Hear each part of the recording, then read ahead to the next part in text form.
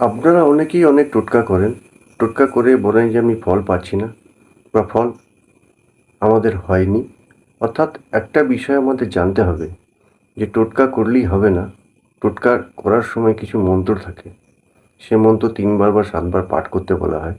৩ বার ৭ বার পাঠ করলেই যে আপনি উপকার পাবেন এটা নয়। অর্থাৎ যারা সিদ্ধ সে মন্ত্রটা নিয়ে যারা জপ করে রেখেছে তাদের ক্ষেত্রে এই ক্রিয়াগুলো কাজ করে। আপনাদের ক্ষেত্রে করে না, কারণ আপনারা এই তন্ত্রসিদ্ধ করেন না। তো অমাবস্যা, পূর্ণিমা, শনি, মঙ্গলবারে আপনার জপ করার কথা বলা হয়ে থাকে। তো আগামী দিন, অর্থাৎ আগামী যে সময় আসছে মহালয়ার দিনই কিন্তু গ্রহণ পড়ছে। পঞ্জিকায় দেখে নেবেন। আমার সেটা দরকার নেই। দরকার হচ্ছে মহালয়া লেগে থাকবে এবং গ্রহণ, অর্থাৎ অমাবস্যা এবং গ্রহণ দুটো এক সময়কে নিতে হবে। অর্থাৎ সে এক সময়টা পড়ছে রাত্রি ৯টা থেকে ১১টা, এই ২ ঘন্টা। তো এই ২ ঘন্টার মধ্যে যারা তন্ত্র নিয়ে কাজ করেন বা তন্ত্র নিয়ে কোনো কাজ করছেন, সেই দিন যে কোনো মন্ত্র আপনি যতটা পারেন এই ২ ঘন্টার মধ্যে জপ করে রাখুন। জপ করে রাখার পরে এই মন্ত্র দিয়ে আপনি অবশ্যই কাজ করবেন। দেখবেন অবশ্যই আপনার টোটকা বা অবশ্যই আপনার তন্ত্র কাজ করবে।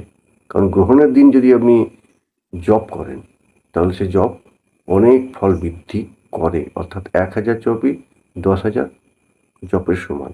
আর আপনার যদি ভক্তিনিষ্ঠা থাকে তো ১,০০,০০০ জপের সমান ফল পাওয়া যায়। তো এই পদ্ধতি অবলম্বন করে আপনি অবশ্যই টোটকা প্রয়োগ করুন, তন্ত্রমন্ত্র প্রয়োগ করুন, কারণ কোনো সিদ্ধ মন্ত্র ছাড়া কখনো কাজ করে না।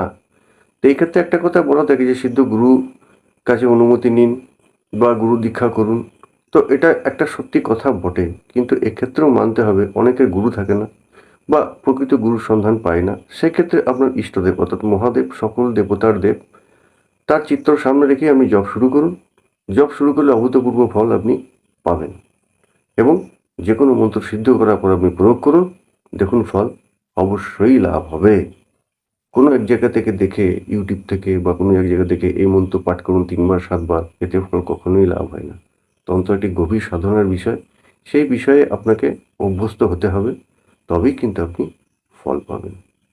তো সবাই ভালো থাকুন। জয় মা।